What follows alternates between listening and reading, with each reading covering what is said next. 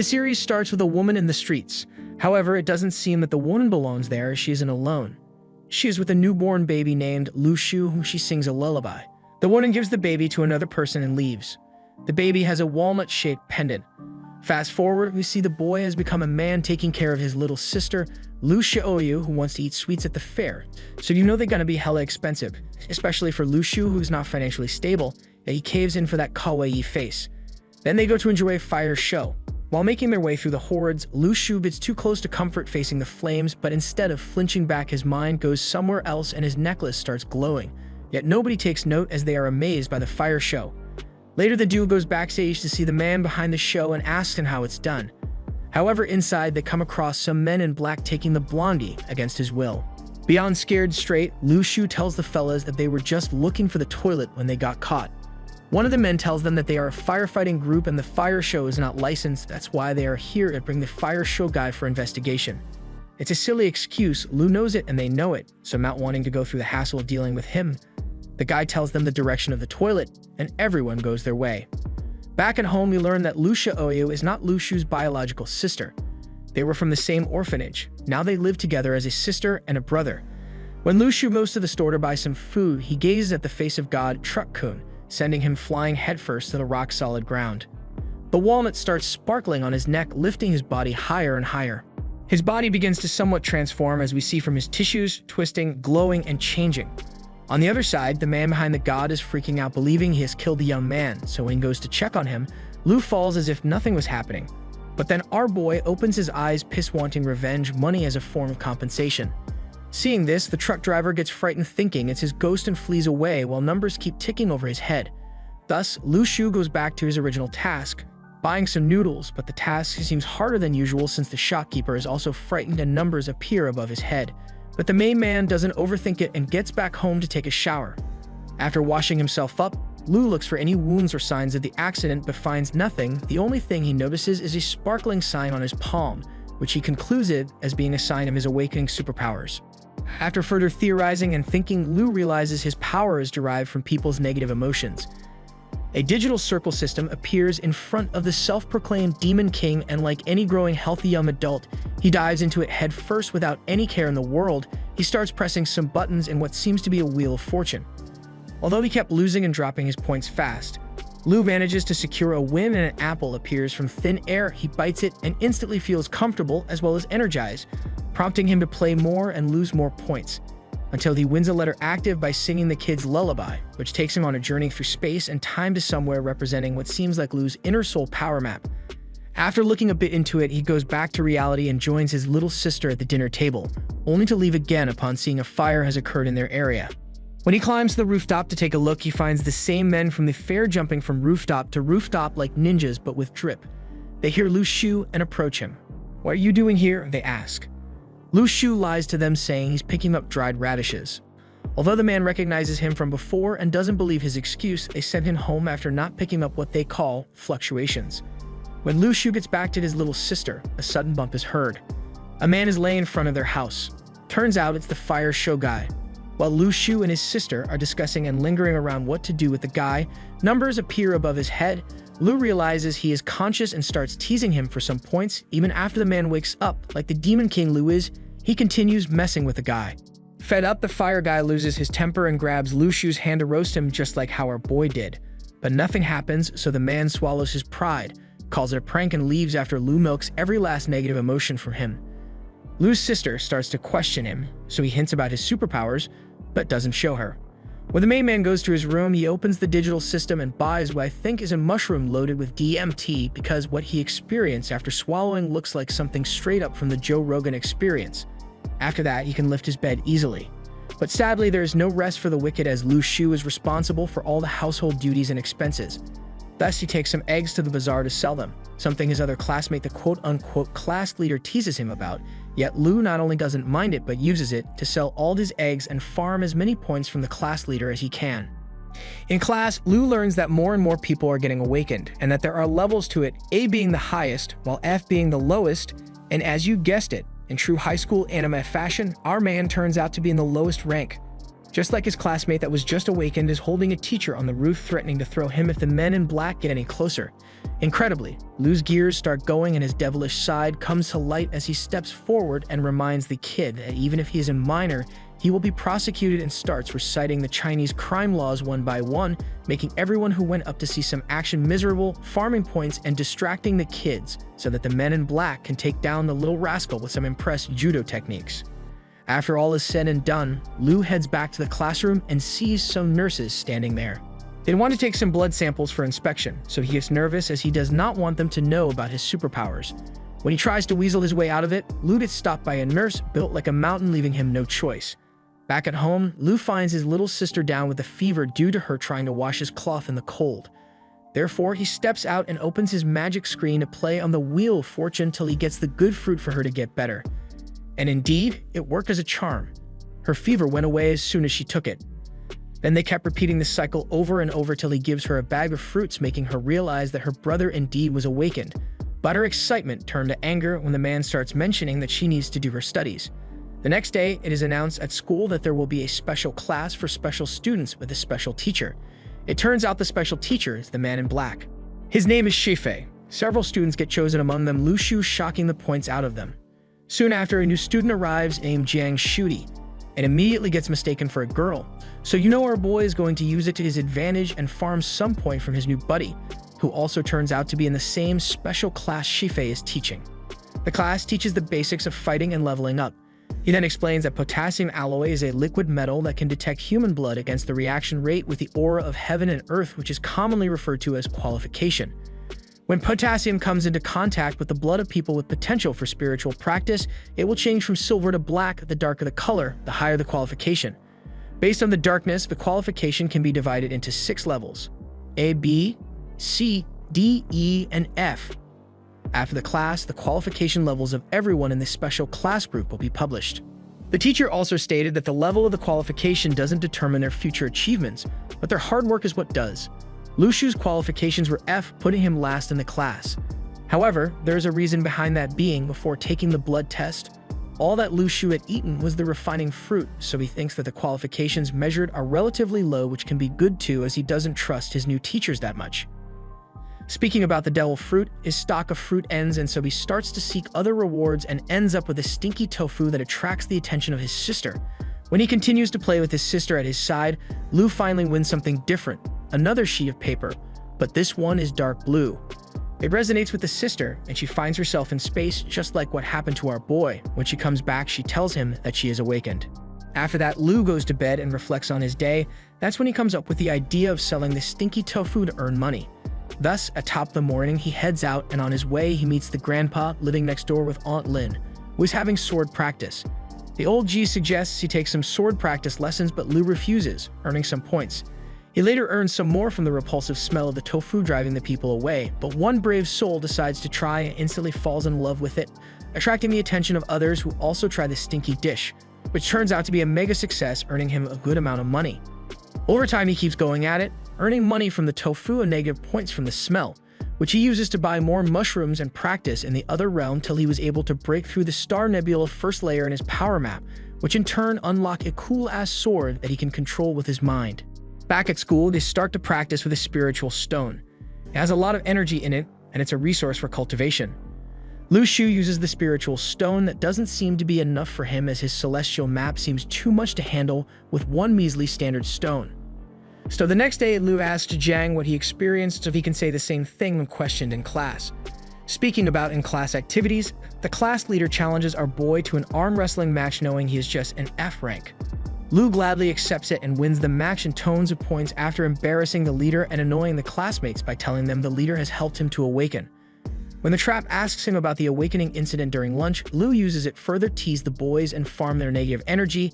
He then asks the trap if he knows anything about Shifei and others, to which the boy reveals that they work in Earth Network. Above the Earth Network is the Heavenly Network, the members of which are very few. At night, Lu Shu and his sister are at home chilling, when all of a sudden, he senses a strong aura. It belongs to a guy who we will be referring to as the Chinese Eren Yeager, because why not? After showing respect to the old G at his doorstep, Eren proceeds to enter the household, where the man is seen sitting in the dark with a fan in hand like a boss. He pours a cup of tea to the young man, who says, "Master Li, you are truly a generous person." further adding, the Earth and Heaven Network needs a talented person like you to maintain world peace. But the old man refuses to join back as there is a belief that he who joins the association can't run for office. Post-puberty Aaron respects his decision and hopes one day they won't be enemies. He finishes the conversation before leaving by saying the director of the local association can only be him. Seeing the amount of respect given to the old G by the Heavenly Network, Lu decides he needs to learn more about his neighbor and thus reconsiders the decision to sword practice with him. The next day, people in school gossip that Sao Kingshi is the fastest practitioner of the current special class, and it seems that every time our boy crosses path with her, something in him ticks. Something our boy thinks about when he gets back home to find his sister is acting kinda like him and earning some point. He then figures his sister's map is connected to his, then he gets notifications about how much she angered the old G. Both realize this and starts milking the points out of the old G. Soon after, the little demon leaves the grandpa and Lu to practice the sword. The G grabs a regular piece of paper and tells him that everything can cut. He then proceeds to infuse the paper with chakra, turning it into a razor-sharp blade that can cut the ground and the wall in front, which amazes Lu Shu. Grandpa's strength and wisdom inspire the main man, and he starts to practice his hockey mastering technique. Although Sensei notes he knows nothing about the way of the sword, Lu has a talent for it and can come a long way very fast, as was evident from his skyrocket improvement. After the lesson ends, he asks Lu if he would like to take more responsibility one day if he has greater power. Lu replies no, something the old man understands and respects. The next day comes, and with it one of the Heaven Network officers who tells his old mentor there are signs of reappearance regarding the ruins in the various locations of this country. Even the ruins themselves are also an inseparable part of our country. Hope the association don't interfere on opening day. Further adding, you can strike me back with a single slash of the sword. Nothing can hold you back. And there's something more. The last seat of the Heavenly Network is always blank. Looking forward to the day when we can cooperate with the association and we long for world peace. Then he leaves after Lu's arrival. Lu remarks, isn't that an important figure in the network? To which the old man answers that he's just a level B commoner. Then the grandpa gives Lu Shu potassium alloy to test his qualifications. Lu tests both his and the little cutie. His turns into a star image resembling his celestial map, while his sister turns pitch black just like a wormhole. Needless to say, there's nothing about that on the record, indicating his power level, although can be compared to others, cannot be measured in the standard ways, so he decided to keep the results a secret and goes to bear the flasks. The old man appears from behind and asks him about the result, so he lies to Grandpa, telling him they are still F. Doubtful, the G leaves him. After that, Lu Shu practices his superpowers, and it turns out that the second layer nebula star gives the ability to protect oneself with a sparkly, ultra instinct kinda layer. Anyways, Lu Xiaoyu also breaks through the star nebula, but it's the first layer for her. And it turns out she can feel the energy of a recently dead creature around her and can control it like ants and birds. To test how big she can go, Lu Shu takes her to the stable to practice her new skill with pigs. She manages to summon a pig figure that appears to be angry, which is understandable. We too would be pissed if we were killed for bacon. That said, the pig's problems are about to multiply on a whole new level, as our mad lad to his sister's Korra first punches it to see if the dark soul feels the same, which in turn raises the question why in Lord's name he would know how it feels to punch a pig. Anyhow, the pig seems to feel and bleed like a regular live one, but it acts differently and freaks out when Lu pulls the soul dagger out of his head, ending the little piggy resurrection arc in a messy way. Naturally, seeing this, the little girl gets upset, so Lu promises to make it up for her. But then the siblings sense something happening in the city, so they move out to see what is going down, only to see his new teacher, with his men trying to capture a level D and 2 of his underlings. Shefe stands as he reflects fire shots one after the other. He then dodges the D-rank jump and continues to maneuver through the earthbender shenanigans. When the police arrive, the thugs leave with smug on their faces. Lu Shu and his sister were watching the fight, but he sends her home as he wanted to follow them, and it was too dangerous. Cornered inside a building like rats, the underlings voice their concern that they can't keep running anymore and they should surrender. Their leader says there is no peaceful surrender now that they have 2 of the network men, reassuring his men that he will take them out of there. However, it wasn't the grand escape the underlings had in their mind, as their fearless leader grabs them from the back and knocks them unconscious. He then runs for it, using their bodies like shields and obstacles to slow the network. That said, one of the agents managed to stab him with his blood sword thing. Down on his knees, the level D brute has no other option but to fight his way out. Yet at that moment, they notice a man sitting on top of them, mincingly. As usual, he tries to talk his way out, but it only manages to trigger the numbers out of them. Not knowing who the man in blue is, Sensei Shife orders his men to catch Lu, who uses this opportunity to show them how far he came with all that practice, and it was indeed pretty far as he was way too flexible, strong, and agile than the network officers. After finishing with the ladies, Lou comes face to face with the big dog who seems to be confident in his abilities to take on a teenager with a blue aura glowing around him. This confidence soon turned to confusion when he powers up and matches the guy's strength blow to blow, but unbeknown to that Class D sword practitioner, the young boy has a trick up his sleeve, or rather a dagger that goes through the guy's arm and then kills him. With nothing left to do, Lu Shu goes back home and takes his sister out to see if her ability with the dead creatures can work on an awakened D rank. So after making sure the area is clear with a spirit bird, they go back to the battlefield to store his soul for the next day as she was tired at the moment. On the other side, the upper party learns about the fight, but they don't know who the demon in blue is. At 1 a.m. exactly, Lu Xiaoyu wakes up in excitement to tell her big bro that she managed to control the dead Class D practitioner's body. Also, it seems she found the place where they hid the money through the fragments of this person's memory. Lu then cheers her up by telling her they will buy the house for sure in the future the right way. The next morning, Lu Shu goes to school and talks to Jiang Shui, who says that lately, scientists found that after an awakened person's death, most of the overflowing energy can be detected. This is also related to the recent emergence of a large number of antiparticle substances. There are strange changes in the world, including a massive revival of superpowers. It is called spiritual energy restoration. Animals and plants in various places also experience changes. He also gives him information about the Blessed Land, which is a place full of spiritual energy. Soon after, all the students head to the courtyard to welcome their new principal. Class B from Heavenly Network, Yi Xiaoli, who seems to be a very irresponsible mentor. He announces that soon all of the students will join the Heavenly Network and assume their responsibilities. Thus, the students are going to be distributed spiritual stones based on qualifications. Class C qualification, 1 stone. Class B, 2 stones. Class A, 10 stones. Awakened ones get 2 stones every month. And guess who is known as a quote-unquote awakened? Yep, it's our boy Lou, but he's more interested in the stones selling value than their practical value. So he talks with his homie to find a buyer on the black market, which he does, selling them for 120,000 each. As the day goes on, the chubby boy goes to visit the old G to ask him if he knows the guy responsible for defeating the D rank, to which the G responds, no. And before he leaves, he also tells him about a strange phenomenon about 2 skeleton corpses that can run, jump, and push people. He states that the grandpa will get the promised medicine, regardless if he joins them or not, as an appreciation for his old contributions. Lu Shu returns home with a gift for his little sister. It's a brand new phone. Moreover, he bought the house with the money earned from the spiritual stones, and they won't be kicked out anymore. However, their happiness is cut short when Lu Shu gets a call from his classmate, telling him they need to be at school ASAP. The students get taken somewhere in the mountains. They don't have any idea what's going on. Jiang Shui says that ruins will open soon, and they are responsible for perimeter security. They don't even know what the ruins actually are, but what they do know is that the ruins appeared suddenly after the big changes in the world, and there are ruins all over the world that attract many masters fighting over something within it, such as medicine and magic weapons. There's also something very important, which is called the Formation Eye. If someone got the Formation Eye, the entire ruins will be lost, as it's the most valuable item of all the ruins. Only 1 ruin has ever been opened in this country before. Upon arriving at the camp, Shifei warns them to keep today's action a secret. If not, there will be a military punishment. Shifei further explains that they have brought them here to gain experience. As such, they will be treated like soldiers, not students. The training begins right away. Everyone gets handed a stone and is ordered to go meditate, and of course, all the students are training except Lu Shu, who chose to bug the class leader to gain easy points.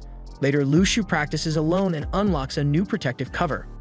It's breakfast time, and the first dish of the morning is Li's anger, as he wants to fight our boy for his non-stop teasing. But Shifei appears and says that a fight between fellow students and comrades is prohibited, so he tells them to solve their issues with a classic arm wrestling match and shake hands after. As expected, Lu Shu beats Li for the second time. Impressed, Shifei offers Lu Shu to arm wrestle together. Lu Shu beats him too. Suddenly there's a fog and an emergency alarm starts telling everyone to leave. The students are frightened and they run down to the mountain. The fog is like a tornado and it sucks Lu Shu to a location that is unfamiliar to him. An axe is thrown at him by a zombie. Lu Shu protects himself and beats the zombie, but unfortunately more zombies start to get out from the ground in great numbers, so he runs away. While running, he encounters some students who are afraid as hell. Zombies attack one of them and Lu Shu uses the axe to fight them back and protect the students. However, at some point, a zombie manages to take the main man down. Struggling on the ground, Lu manages to break through that corpse's cold hold and cut its head in front of his schoolmates who decided not to help him. Thus, it was very understandable that he chose to leave them to look for his only true friend, the trap. Lu Shu wanders around the dangerous fields full of zombies. When it gets dark, he decides to look for a place to hide. Suddenly, he sees a sparkling fire flying across the sky. He hits it and seizes the fire flare. A student in a mountain gap is using them, but Lu Shu doesn't recognize him, and his name tag in the system is just a number tag. So he realizes this foreigner is a spy, and the flare shot came from a 3D printed disposable flare gun that can pass the Heavenly Network security checkpoint. They start to talk, but both are anxious and don't trust each other. Hence, they fake their identities and cities. Soon the boys run into a horde of zombies. A spy asks for the weapon, but Lu doesn't want to give it up. So he acts like a weak beta and runs away, leaving the guy angry. That said, they reunite yet again. After the action settles down, the spy and Lu spend the night together. In the morning, Lu Shu gets hungry, so he tells his cave mate he's going to take a leak and gets rotten tofu secretly, which makes the spy surprised. As Lu Shu starts to talk more and more, he makes the already hungry spy angrier, and just like that, they start to fight. When Lu manages to throw the guy away, he loses his sword. Thus, he too uses the dagger up his sleeve, driving it into the back of the spy, finishing him. After that, Lu Shu continues his journey into the unknown till he reaches a green oasis with clean running water to quench his thirst and fresh apples. When he goes to grab one, some squirrels start to throw stones at him. It turns out he can also gain points from the negative emotions of animals in this realm, as they have reached somewhat of emotional intelligence. That said, no chabby squirrel is going to stop our boy from getting these apples, as they are not only good to eat, but also replenish strength and quench thirst. Later, he gets attacked by wolves with also feelings, so after he bugs them, Lu starts sprinting. The more he runs, the fitter his body becomes. He manages to get rid of the wolves and reunites with the student group he had left before. They are scared and hungry. Lu Shu takes out his apples and starts to eat in front of them, showing he doesn't even care about them. They are all angry at him. After getting some points, he gets up and is determined to find the Formation Eye. As Lu Shu continues his path, he encounters a zombie with a horse and a nice spear, nice enough for our boy to take it, upsetting the zombie. Lu Shu then adds insult to injury by throwing him off the horse and running away as soon as the zombie homies arrive. They try to shoot him down with arrows as he makes his escape, but they fail, frustrating them as he is too agile, so they leave. Meanwhile, the network officers are camping on top of a mountain waiting for the horse troops to pass by and shoot their leader with a sniper. Unfortunately, the home team mistakes the zombie with no spear in hand for the leader, not knowing he had a Lu incident earlier. Therefore, when they shoot him, instead of the zombies turning to clueless NPCs, the actual leader notices them and orders his men to fire back. After running away, the home team regroups and assists the station, concluding it will be very hard to smite the leader now, as the element of surprise is no longer with them. Or so they thought. Suddenly, they see someone hidden in the rocks. It's Lu Shu, who is very playful with zombies. Soon, a violent fight starts between Lu Shu and the zombies. Lu Shu easily uses his wide range of weapons to cut their heads off and beats them all. Meanwhile, Li Xiaoyu is alone at home and mad at Lu Shu for being gone so long. Back on the battlefield, Lu Shu keeps getting his loot collection bigger and bigger. Following the path made up of dead zombies, the home team prepares for the next fight. While they position themselves to attack the zombie leader, Lu Shu strikes first from nowhere with the zombie spears that he infused with his power. Seeing the fight has started, the officers, unlike the first group Lu ran into earlier, Hall asks to help him. But like last time, Lu doesn't need any help and finishes work as soon as they arrive. The officer tries to compliment our boy for his power and skill, but Lu's only care is to pick that loot up. With so many weapons in hand, the Silver-Tongued Demon King announces that he is selling all the weapons, and since most don't have cash on them, he comes up with a trading system instead of cash. Although people are hesitant to buy until one brave soul comes forward to buy one, and just like that, everyone soon followed, earning himself easy money and, of course, easy points. Now all dripped up and ready to continue moving, the home team along with Lu is leading the way walk toward the center of the ruins. As they get closer to the core area, the temperature drops and the students get tired, so they camp at a safe spot for the night. While admiring his new bling, Lu feels hungry, so he grabs himself one super apple. He then notices that the network men are beaten down quite well, so he shares his apples with them without any compensation, and as soon as they take a bite, they feel their strength is back, their thirst is quenched, and their hunger is gone. Seeing this, the students ask for apples, but our boy refuses, pointing out that it would be a waste on them, and it would be better if they are consumed by the men who are going to risk their lives for them.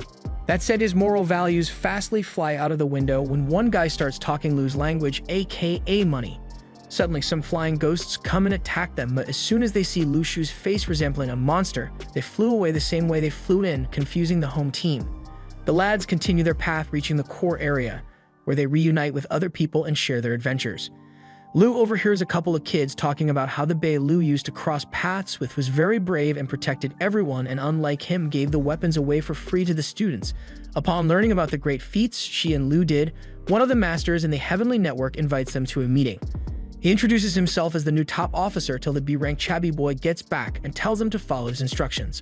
He takes a blood heart-shaped sword using his blue energy, which was a flying weapon that only C-class practitioners could conjure, and sends the weapon to measure the depth of the hole in the floor. It turns out to be 100 meters deep, and there's a cave. He says that the power of the ruins here is much stronger than anywhere else. Soon Master Li arrives with an apple tree that he carried back to the cave just because the chubby squirrel kept bugging him. Lu sees the little fella sad that everyone is eating his apples, so he offers him one and they become buddies.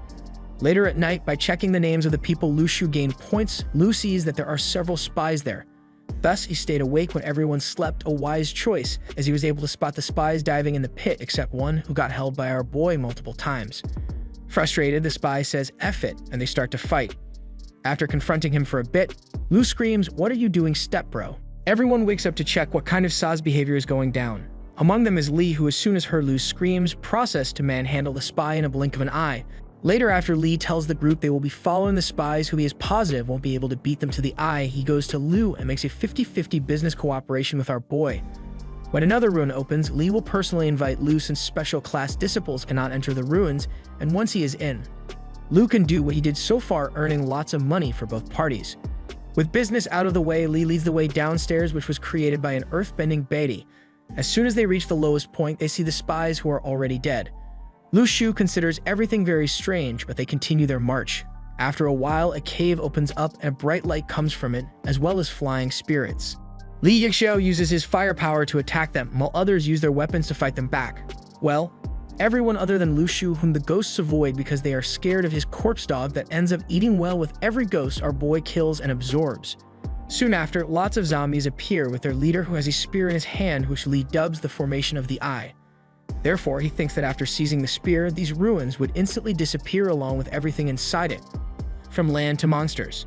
Thus, he attacks the leader, killing his horse. A fierce fight starts between the zombies and the people. At some point, Lu is going to be hit from a blind spot if it wasn't for his girl Sao stepping in. Some time passes, and Lu notices that the zombies are avoiding him because of the corpse dog, which sparks an idea inside that devious head of his, so he ends up leaving the battlefield and enters the castle without being noticed. After that, Lu Shu continues his exploring and opens a huge door, believing some nice items behind it are worth $1. Meanwhile, the fierce fight outside continues. Now inside the zombie headquarters, Lu sees some huge statues with nicer spears than the zombies, so naturally he wants them. However, the figures move and show they are ready to duke it out. Hence, Lu pulls corpse dog, and as soon as they lay eyes on that cool dagger, the statues back up and stand still. Lu then proceeds to take their spears, upsetting the negative points out of them. After that, he enters another room. Inside, he finds a piece of paper that seems important. As he approaches it, the zombie leader, still fighting Li over the spear, senses that something is up, so he throws him the spear and immediately heads back inside. Li realizes that what he is holding is not the formation eye, so goes after him, but he gets stuck fighting the guards. The zombie leader approaches Lu Shu, who was reaching for a golden seal, which is too precious for the zombie leader as it's the mountain and river seal. Out of surprise, Lu Shu drops it. Luckily, though, he catches it last second, and his body absorbed it, and with it, everything in the realm. The buildings, the people, and the zombies disappeared, immediately flying away to the seal which was in Lu Shu's hand. Even Lu Shu himself disappeared from there. Incidentally, everyone else gets transferred to the city. The students register and drop off their weapons, everyone except the class leader, who looks depressed because Lu went missing, making him sad as everyone believes he has died. And so the class leader volunteers to look for his body, claiming they are related. The bittersweet scene then turns comedic when Lu arrives and shifts the mood, teasing what now I presume is his brother. Speaking about siblings, after being finished with the weapons, Lu Shu goes home to his sister. He is welcomed not only by his little sister, who was extremely worried about him, but also by the old Ji and auntie, whom he thanks for looking after his sister while he was gone. He also thanks the old Ji for his training as it helped in the ruin. Finally, back to home sweet home, Lu Shu tells his sister about his adventures and shows her 2 pearls he got. The black one was from Corpse Dog absorbing the spirits and zombies, while the colorful one was from absorbing the spies. He then tells her that they can be used as food to power the spirits she can summon. Also, he hands her 2 last gifts, some apples from the ruin, and of course, the chubby squirrel, who gets frustrated seeing her eating his apples without sharing them with him. But then she wins him back with a potato chip and they become friends.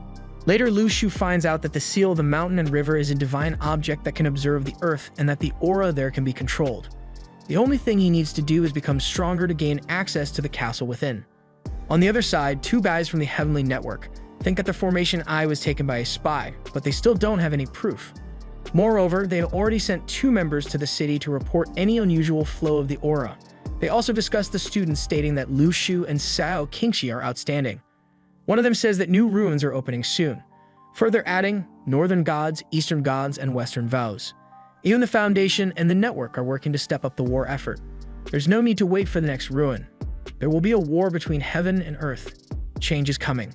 Meanwhile, changes happen in the Liu household. The kids now have a new TV, and our boy is not stopping there as he wants to provide a better life for himself and his sister. And so he continues to explore his new superpower, leaving us itching for another season to see what new overpowered abilities the sibling will get. Until then, subscribe and stay tuned for future updates. Bye.